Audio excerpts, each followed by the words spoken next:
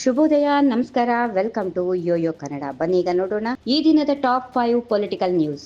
ಮಹತ್ವದ ಬೆಳವಣಿಗೆಯಲ್ಲಿ ಮುಖ್ಯಮಂತ್ರಿ ಸಿದ್ದರಾಮಯ್ಯ ಅವರು ದೆಹಲಿಗೆ ಭೇಟಿ ನೀಡುತ್ತಾ ಇದ್ದು, ರಾಜಕೀಯವಾಗಿ ನಾನಾ ರೀತಿಯ ವ್ಯಾಖ್ಯಾನಗಳಿಗೆ ಕಾರಣವಾಗಿದೆ. ಚಿನ್ನಸ್ವಾಮಿ ಕ್ರೀಡಾಂಗಣದಲ್ಲಿನ ಕಾಲ್ತುಳಿತ ಪ್ರಕರಣದಲ್ಲಿ ಸಿಎಂ ಸಿದ್ದರಾಮಯ್ಯ ಹಾಗೂ ಡಿಸಿಎಂ ಡಿಕೆ ಶಿವಕುಮಾರ್ ಇವರ ನಡುವೆ ಭಾರಿ ಪ್ರಮಾಣದ ಆಂತರಿಕ ಜಿದ್ದಾಜಿದ್ದಿ ನಡೆಯುತ್ತಾ ಇದೆ. ಜೊತೆಗೆ ವಿಧಾನ ಪರಿಷತ್ ಸದಸ್ಯರ ನೇಮಕಾತಿ ಕುರಿತಂತೆಯೂ ಹೈಕಮಾಂಡ್ ಜೊತೆಗೆ ಚರ್ಚಿಸಲು ಸಿದ್ದರಾಮಯ್ಯ ದೆಹಲಿಗೆ ತೆರಳುತ್ತಿದ್ದಾರೆ.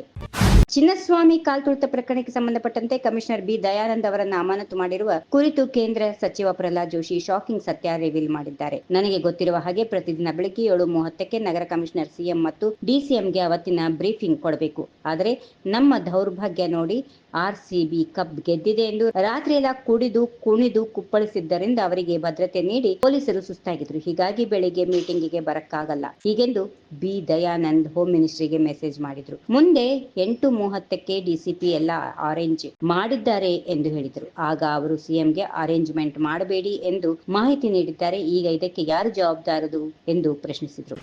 ವಿಧಾನ ಪರಿಷತ್ತಿನ ಖಾಲಿ ಇರುವ 4 ಸ್ಥಾನಗಳಿಗೆ ನಾಮನಿರ್ದೇಶನಕ್ಕೆ ಶಿಫಾರಸು ಮಾಡಿದ್ದ 4 ಹೆಸರುಗಳಿಗೆ ಕಾಂಗ್ರೆಸ್ ಹೈಕಮಾಂಡ್ ಕೊನೆಯ ಕ್ಷಣದಲ್ಲಿ ತಾತ್ಕಾಲಿಕ ತಡೆ ಹಾಕಿದೆ ಹೀಗೆಂದು ತಿಳಿದು ಬಂದಿದೆ. ಈ ಹಿನ್ನೆಲೆಯಲ್ಲಿ ಮುಖ್ಯಮಂತ್ರಿ ಸಿದ್ದರಾಮಯ್ಯ ಅವರು 4 ಹೆಸರಿದ್ದ ಶಿಫಾರಸು ಪತ್ರಕ್ಕೆ ಸಹಿ ಹಾಕಿದ್ರು. ಅಷ್ಟೇ ಅಲ್ಲದೆ ರಾಜ್ಯಪಾಲರಿಗೆ ಪಟ್ಟಿಯನ್ನ ರವಾನಿಸಿದ್ರು ಎನ್ನಲಾಗಿತ್ತು. ಆದರೆ ಕೊನೆಯ ಗಳಿಗೆಯಲ್ಲಿ ಎಐಸಿಸಿ ಅಧ್ಯಕ್ಷರು 4 ಸ್ಥಾನಗಳ ನಾಮನಿರ್ದೇಶನವನ್ನು ತಡೆ ಹಿಡಿಯುವಂತೆ ಸೂಚಿಸಿದೆ ಎಂದು ತಿಳಿದು ಬಂದಿದೆ.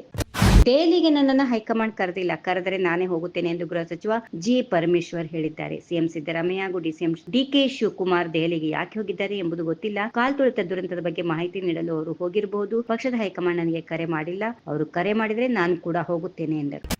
ಮಾಜಿ ಡಿಸಿಎಂ ಲಕ್ಷ್ಮಣ್ ಸವದಿ ಪ್ರಯಾಣಿಸುತ್ತಿದ್ದ ಕಾರು ಅಪಘಾತಕ್ಕೀಡಾಗಿದೆ. ಲಕ್ಷ್ಮಣ್ ಸವದಿ ಕಾರು ಹಾಗೂ ಗೂಡ್ಸ್ ವಾಹನ ನಡುವೆ ಡಿಕ್ಕಿಯಾಗಿರುವ ಘಟನೆ ಬೆಳಗಾವಿ ಜಿಲ್ಲೆಯಲ್ಲಿ ದರೂರ್ ಬಳಿ ನಡೆದಿದೆ. ಅಪಘಾತದಲ್ಲಿ ಅದೃಷ್ಟವಶಾತ್ ಲಕ್ಷ್ಮಣ ಸವದಿ ಅಪಾಯದಿಂದ ಪಾರಾಗಿದ್ದಾರೆ. ಲಕ್ಷ್ಮಣ ಸವದಿ ಅಥಣಿಯಿಂದ ಗೋಕಾಕ್ ಮಾರ್ಗವಾಗಿ ಬೆಂಗಳೂರಿಗೆ ಬರುತ್ತಿದ್ದರು. ಈ ವೇಳೆ ಅವರ ಕಾರಿಗೆ ಗೂಡ್ಸ್ ವಾಹನ ಡಿಕ್ಕಿ ಹೊಡೆದಿದೆ. ಸದ್ಯ ಲಕ್ಷ್ಮಣ ಸವದಿ ಅಪಾಯದಿಂದ ಪಾರಾಗಿದ್ದು ಬೇರೆ ವಾಹನದಲ್ಲಿ ಪ್ರಯಾಣ ಮುಂದುವರೆಸಿದ್ದಾರೆ ಎಂದು ತಿಳಿದು ಬಂದಿದೆ.